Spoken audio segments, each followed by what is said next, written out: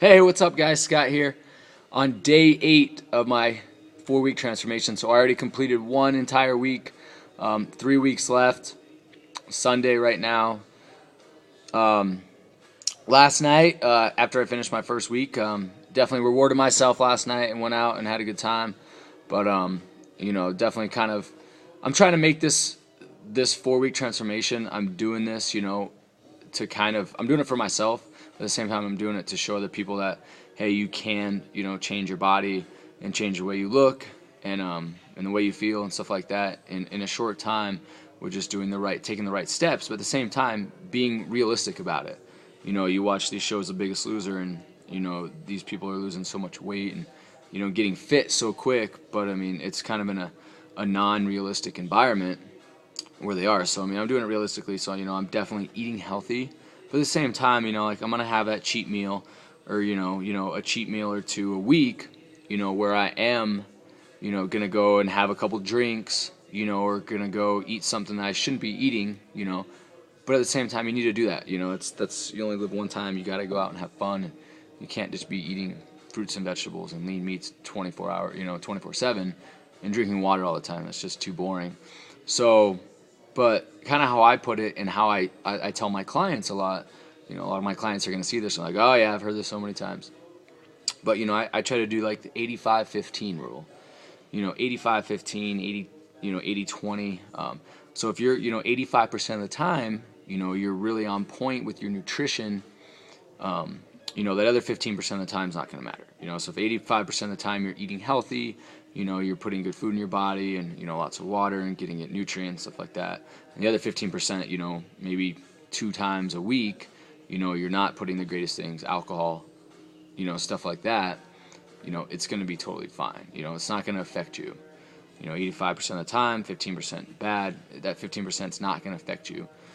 Just make sure it's 15% and it's not 70-30 or 60-40. So over these 4 weeks, I am going to be doing that. I'm going to be like 85-15. So this past week, I was probably about 90-10, other than last night, where I had, some food and a couple of drinks and stuff like that.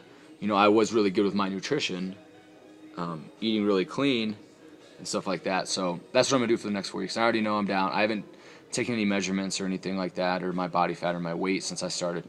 But I already know I'm down. I already can tell I've lost body fat, and I'm trying to, through this whole time, I'm trying to maintain my weight. I started at 172, so I'm trying to maintain that and keep that lean muscle on, but just burn that fat, which is the hardest thing to do.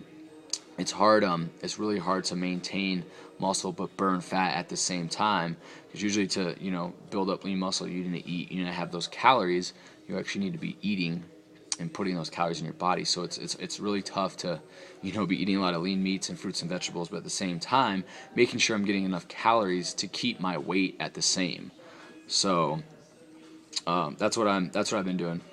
But right now I'm actually going to go over some nutrition.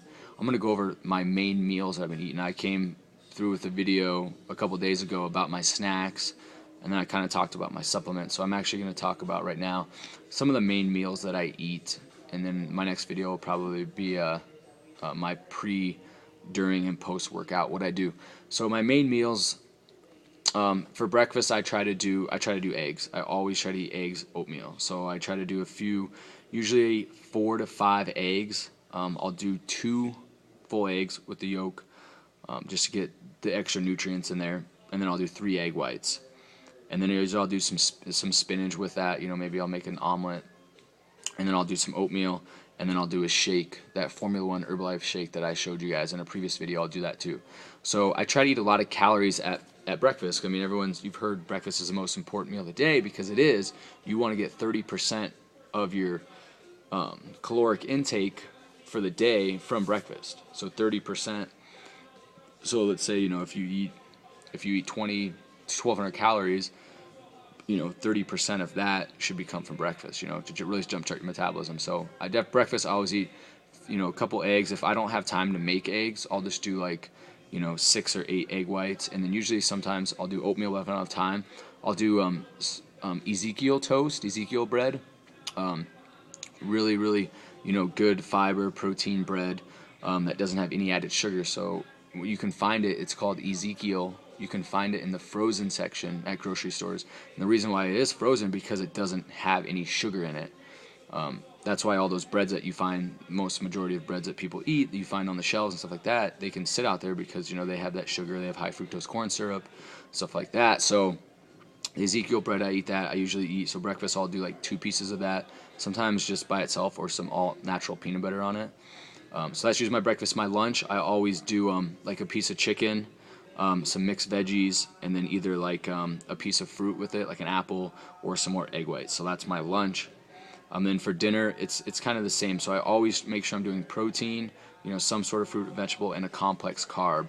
So going back to breakfast, actually, you know, I get my protein with my eggs, and then oatmeal or that Ezekiel toast is my complex carb where I'm getting my fiber from. And then lunch, I do lean piece of meat, a complex carb. Usually I try to do, you know, if not, I'll try to do like, you know, a piece of, or a sandwich actually, Ezekiel. Use Ezekiel bread and I'll make like a sandwich. Or if not, I don't really do a complex carb for lunch. I'll just do like some fruit, some veggies, maybe like a Greek yogurt with my sandwich. And then for dinner, same thing, meat, vegetable, complex carb. So I'll definitely do, I'm a big chicken fan. I need to eat some more meat. I haven't actually, or some more red meat. I didn't eat any red meat in the first week. All I ate was tuna and chicken. So I need to eat some more. I'm going to do some shrimp and some red meat this coming week. But, so for dinner, definitely lean meat, vegetable, and then a complex carb. So I like to do steamed broccoli. I like to steam my vegetables because it keeps the vegetable nutrient dense. So a lot of times if you put it in the microwave or even if you put it on the stove, you know, and grill it, sometimes it loses the nutrients that it has. So I like to steam it. So that's the best way next to eating it fresh is steaming your vegetables to really keep all the nutrient there. So definitely don't microwave them first because you're going to lose a lot of the nutrients in there. So for dinner, I do a lot of lean meat, so a couple pieces of chicken breast, you know, some steamed broccoli. Sometimes I'll throw some blueberries, a handful of blueberries, and then I eat a complex carb, so either brown rice, black beans, or I do a sweet potato. So I do that. So those are my main 3 meals right there that I've been eating that I'm going to continue to do.